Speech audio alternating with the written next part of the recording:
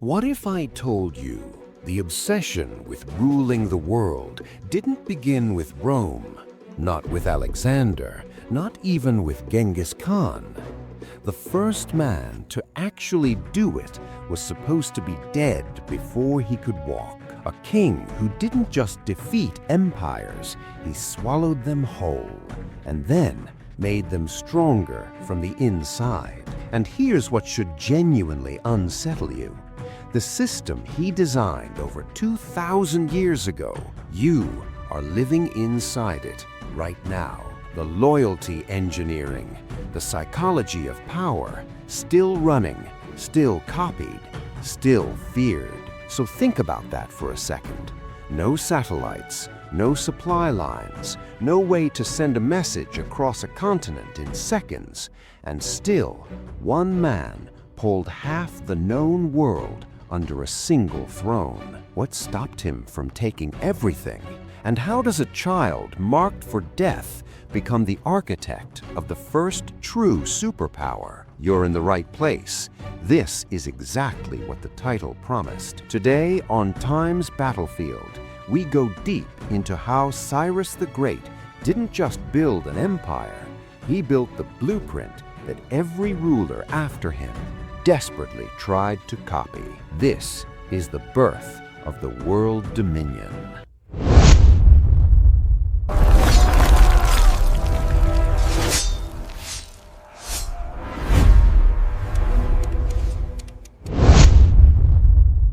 Before there was a Persian superpower, before there was an empire stretching from the Mediterranean to the edges of Central Asia, there was fear. And fear creates monsters. But sometimes it creates legends. Our story begins in the 6th century BCE, in a land we now call Iran. But back then, it was something else entirely. A patchwork of tribes, rival kingdoms, and old powers fighting to stay relevant. The dominant force? The Median Empire. And its king, Astyages. Astyages wasn't just paranoid. He was the kind of man who let a dream change the fate of nations. Because one night, he dreamed his daughter gave birth to a child, and from that child grew a vine so vast it swallowed all of Asia. Ancient kings didn't brush off dreams. They called in the Magi, the priest astrologers who read the hidden language of fate, and the reading came back clear.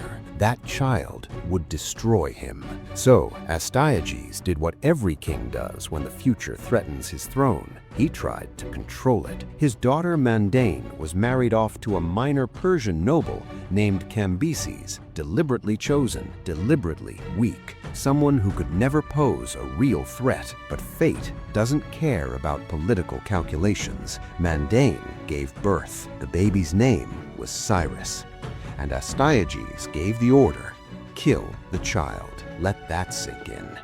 The founder of the greatest empire the ancient world had ever witnessed was sentenced to death before he could even speak. The task was handed to a court official named Harpagus, but Harpagus hesitated. Killing royal blood carried consequences he wasn't willing to own, so he passed the order down to a shepherd. That shepherd had just lost his own newborn son, and in a moment that changed the trajectory of human history, he made a swap. The king was told the child was dead, but Cyrus, the future conqueror of nations, was growing up in the mountains, raised by strangers, hidden in plain sight. Now here's where it gets strange.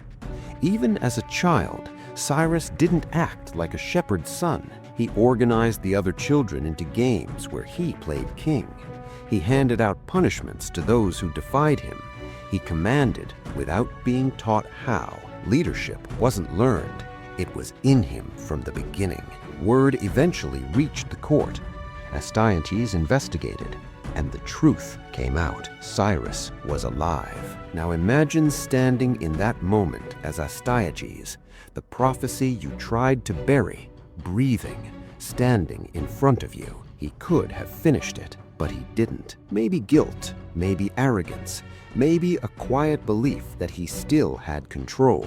He spared Cyrus and sent him back to his real parents in Persia. And that one decision was the beginning of the end for Median power, because Persia at this point was no empire.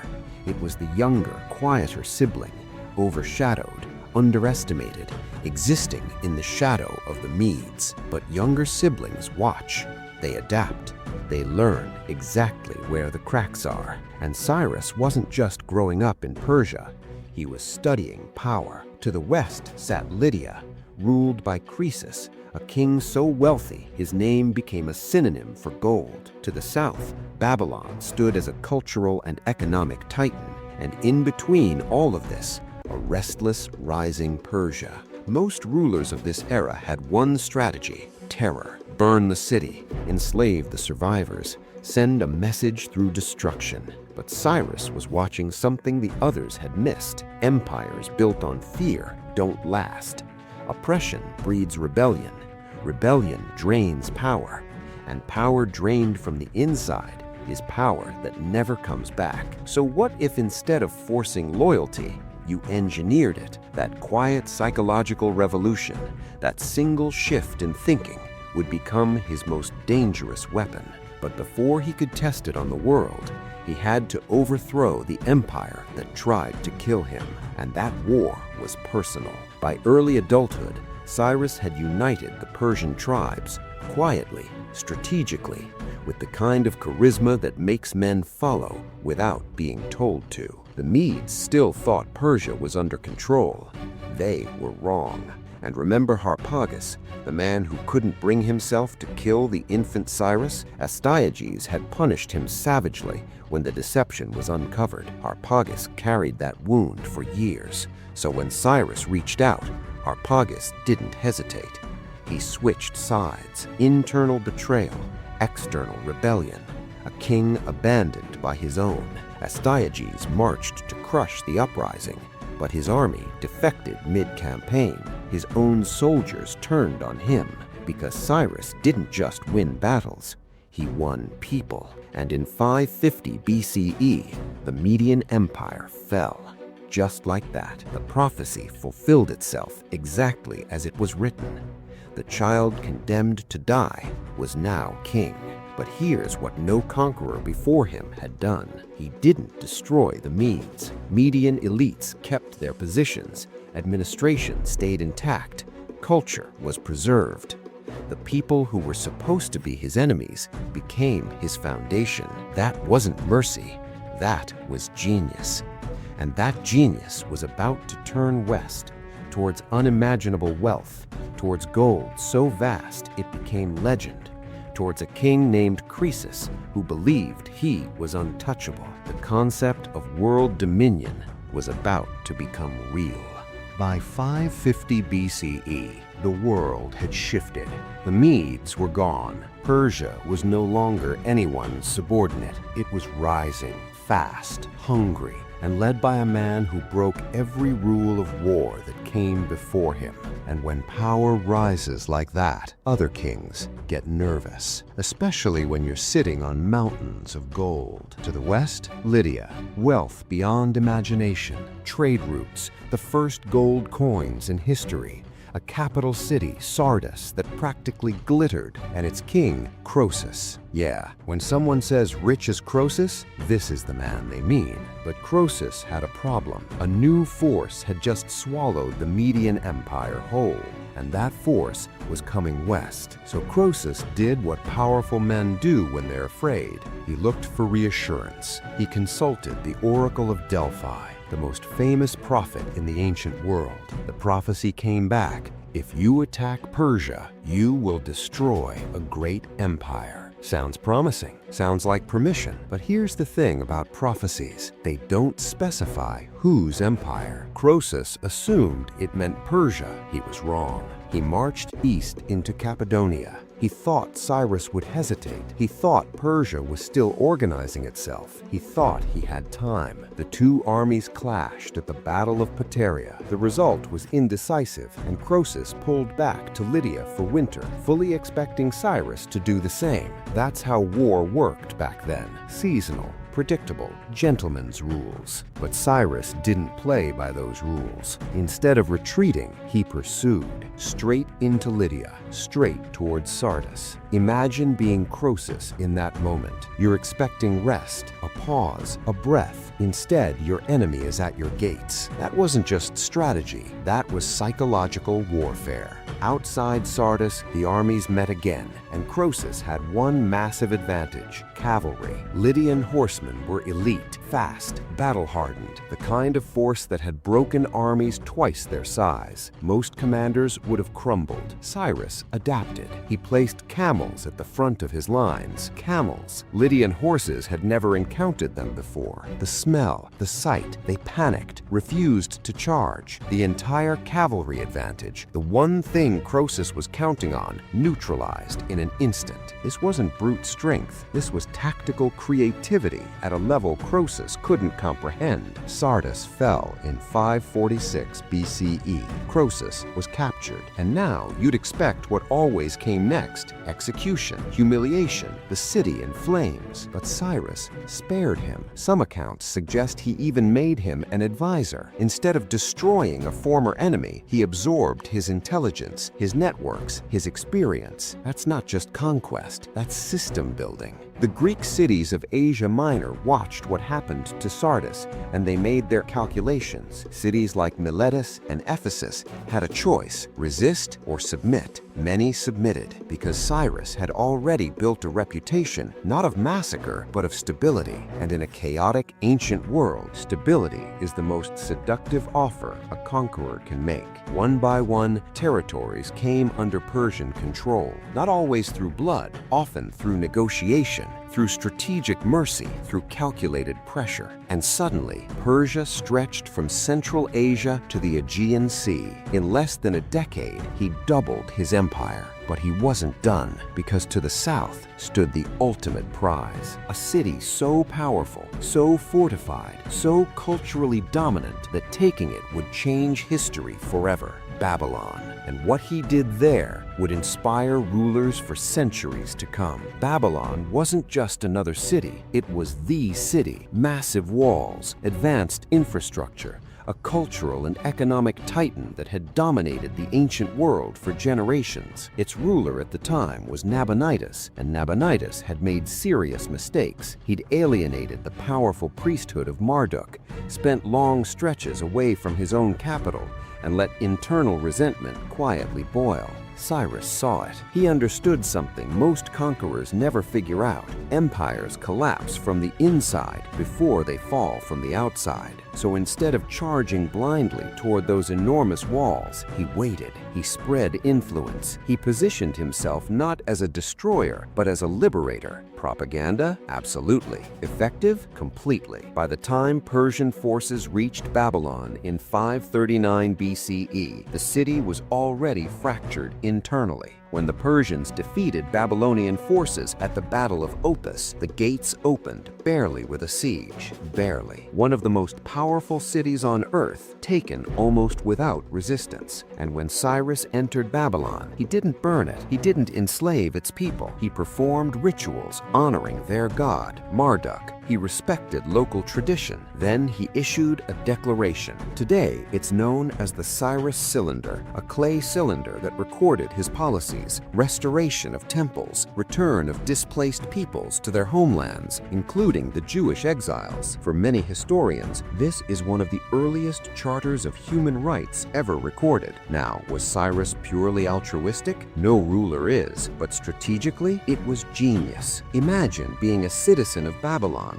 welcoming your conqueror instead of fearing him. That's power on a completely different level, because instead of ruling through fear, he ruled through legitimacy. People didn't just obey him, they accepted him. And that distinction, that single difference, is everything. By the time Babylon fell, Cyrus controlled Persia, Media, Lydia, Babylon, Central Asia, Asia Minor, an empire larger than anything the world had ever seen. And the system he built to hold it together, religious tolerance, regional autonomy, centralized authority with local government, taxation, road networks, we still use variations of it today. Modern states didn't invent these ideas. Cyrus refined them. The multicultural empire that doesn't erase identity, that's Persian. That's Cyrus. But here's the question that should genuinely give you chills. If he had lived longer, would Greece have fallen next? Would Europe have been Persian?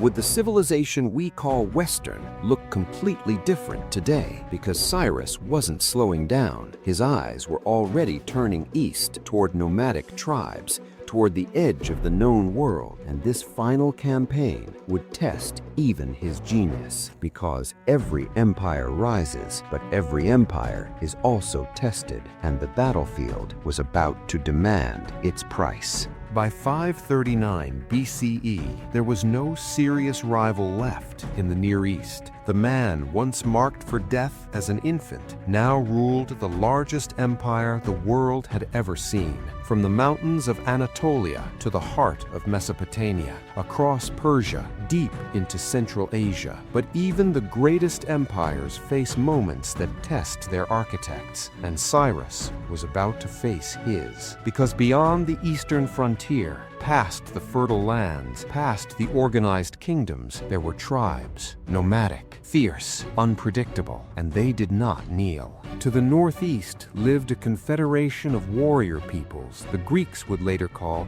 the Massagetai, horse-borne fighters of the open steppe. No bureaucracy, no temples, just speed, brutality, and the kind of freedom that makes empires nervous. Their leader was a queen, Tomyris, and she was not the kind of ruler you intimidate with titles. For Cyrus, this eastern frontier wasn't just unfinished business, it was vulnerability. Nomadic tribes could raid trade routes, destabilize border provinces, threaten prestige, and in an empire this massive, prestige was currency. Let the edges look weak, and cracks form at the center. So Cyrus moved. Ancient sources suggest he first tried diplomacy. Some accounts claim he proposed marriage to Tomyris, an alliance, a merging of power. She refused. She knew exactly what he was building, and she had no interest in becoming a piece in someone else's empire. So Cyrus shifted tactics. He crossed into her territory, and according to the Greek historian Herodotus, what followed wasn't battle, it was a trap. Cyrus set up an abandoned camp filled with food and wine.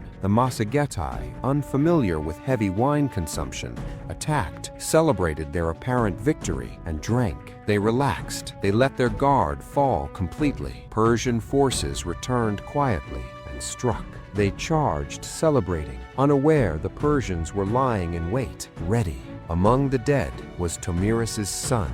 When news reached her, the war stopped being strategic. It became personal. And when war becomes personal, it becomes inevitable. Tomyris gathered her full strength. No traps, no deception, just open confrontation. The kind of rage that doesn't calculate, it consumes. The two forces met near the Sir Darya River in a massive engagement, and this time Persia didn't have the upper hand. The Massagetai fought like survival itself depended on it, because it did. And somewhere in that chaos, the unthinkable happened. Cyrus fell. Let that hit. The architect of the first superpower. The man who took Babylon without burning it. The king who outmaneuvered Croesus with camels and speed and sheer psychological genius. Dead on a distant frontier in a war that wouldn't expand his glory, only test it. Herodotus writes that Tomyris found his body, that she placed his head in a vessel of blood and said, "You thirsted for blood, now drink your fill." Is that story accurate? Historians debate it, but the symbolism is impossible to ignore. Even the greatest empire builder was mortal. Now, here's where most empires collapse. Founder dies, power vacuum, civil war, fragmentation. That's the pattern, but not Persia. Because Cyrus didn't just build an empire, he built a system, provincial administration, military structure, a ruling class that included former enemies, governance that didn't depend on one man's presence to function. His son, Cambyses II, succeeded him. The transition wasn't perfect, but the empire held. And that tells you everything about Cyrus's real genius. It wasn't conquest, it was durability. Most conquerors build monuments. Cyrus built infrastructure.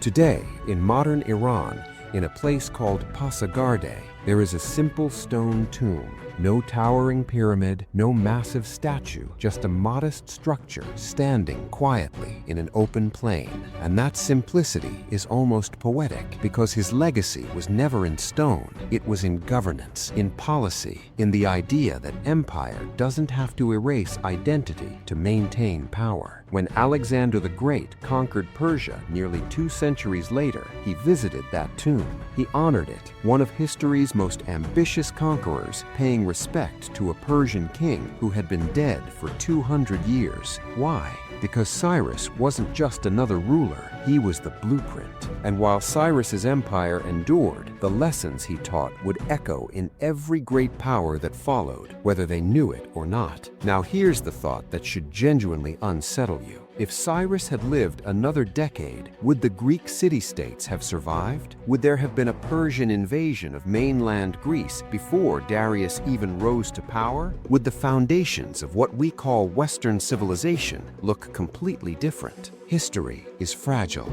It pivots on moments, on single battles, on single lives. Cyrus's death was one of those pivots. The empire he built would continue expanding. It would clash with Greece. It would inspire resistance across the ancient world. It would shape the very world Alexander would later try to conquer. But it would never again be led by its original architect. And that's the tragedy of founders. They create systems bigger than themselves, but they don't live to see the long-term consequences. So when we say world dominion, we're not exaggerating. Cyrus created the first true superpower, a state so vast, so administratively advanced, so culturally integrated that it redefined what empire even meant. Before Cyrus, empires were regional. After Cyrus, empire became global in ambition. That ambition echoed through Rome, through the caliphates, through modern nation-states, through every superpower of the 20th and 21st centuries. The question was never whether Cyrus dominated his world. He did. The real question is, are we still living in the world he built? Cyrus may have died on the steppe, but his empire didn't collapse, because he didn't just conquer, he built a machine. A system so intelligent, it made conquered kings into allies before a sword was even drawn. And this is where the story stops being about battles and starts being about something far more dangerous: ideas. Most people assume conquest equals domination. Take the land, break the people, hold it by force. That was the ancient formula. Every ruler knew it, every ruler used it. But Cyrus understood something they didn't. Domination without systems, temporary. Domination with infrastructure, intelligence, and policy, that lasts centuries. So how did he actually hold it together? An empire stretching from Anatolia to Central Asia, dozens of languages, dozens of gods, dozens of cultures, all functioning under one throne. It started with the satrapies. Cyrus divided the empire into provinces, each with a governor, military oversight, and tax collection responsibility. But here's the genius. He didn't flood these provinces with Persian outsiders. He appointed local elites whenever possible. People obeyed their own. They recognized familiar faces in positions of power. Force became secondary. The Medes, the Babylonians, the Lydians, all integrated into the system, all given a stake in its survival. Psychology over brute force every time. But governance alone doesn't hold an empire together. Communication does. Picture it. Thousands of of miles of territory, armies coordinating across deserts and mountains, decisions that needed to reach the frontier in days, not months. No emails, no messengers on horseback taking weeks, just genius. Cyrus built the Royal Road, stretching over 1,500 miles, connecting Sardis in the west to Susa in the east. Mounted couriers could cover the entire length in 7 days. 7. In a world where most empires waited months for critical news, Persia was operating at a speed no one could match. Fast communication meant faster decisions. Faster decisions meant tighter control. Cyrus had essentially built the ancient world's version of the internet. But infrastructure without loyalty is still fragile, and loyalty required something most conquerors refused to offer: respect. Most rulers of the ancient world erased the identity of the people they conquered, destroyed temples, banned languages, replaced gods. It made people feel powerless, which was the point. Cyrus did the opposite. He honored local gods. He restored temples. He allowed displaced peoples to return to their homelands. When he entered Babylon, he didn't arrive as a destroyer. He performed rituals honoring Marduk, the Babylonian god, in front of the very people he had just conquered. The Cyrus Cylinder made it official. Restore cultural institutions, respect local customs, rule with justice. Not only did this build loyalty, it eliminated the desire for rebellion. People weren't just surviving under Persian rule, they were participating in it. They were part of it. That distinction is what makes an empire endure. And while all of this was happening administratively, the military machine that protected it was evolving too. Infantry, cavalry, archers, all coordinated, all flexible, able to adapt whether they were facing nomadic raiders, fortified cities, or open field battles. Local commanders had autonomy to make decisions, yet loyalty to the king was absolute. The military wasn't just a weapon, it was an extension of the entire state. And behind the military, intelligence. Cyrus gathered information before campaigns. He recruited insiders. He used propaganda deliberately. Cities surrendered without a fight because his reputation had already arrived before his army did. That's psychological warfare, centuries before modern generals wrote the manual. He didn't just win battles, he won minds. Now, think about the long-term reach of all this. Darius I inherited this model and expanded it. Alexander the Great, after conquering Persia, stood at Cyrus's tomb and paid his respects, one of the most ambitious conquerors in history, honoring the man whose blueprint he was essentially borrowing.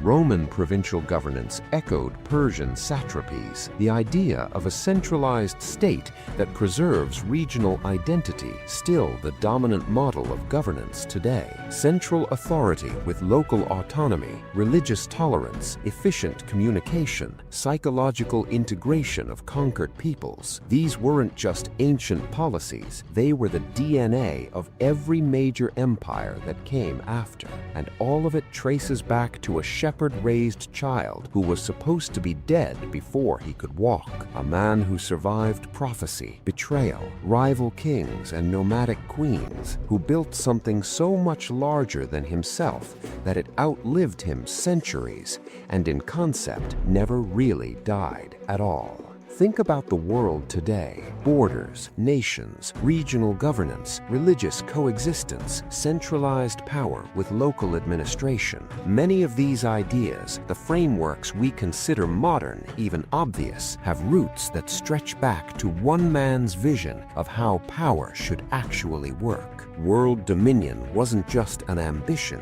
it became a reality, and it lasted long after he was gone. So here's the final thought, the one that should stay with you. Cyrus the Great overcame a death sentence at birth. He conquered kingdoms from Lydia to Babylon. He established a governance system that lasted centuries, and he created a model for empire that echoes through Rome, through the caliphates, through the nation-states of the modern world. That is why we call him the father of the Persian superpower. That is why, if you want to understand where the concept of global dominance truly begins, you start here. Because this isn't just history. This is the battlefield of time.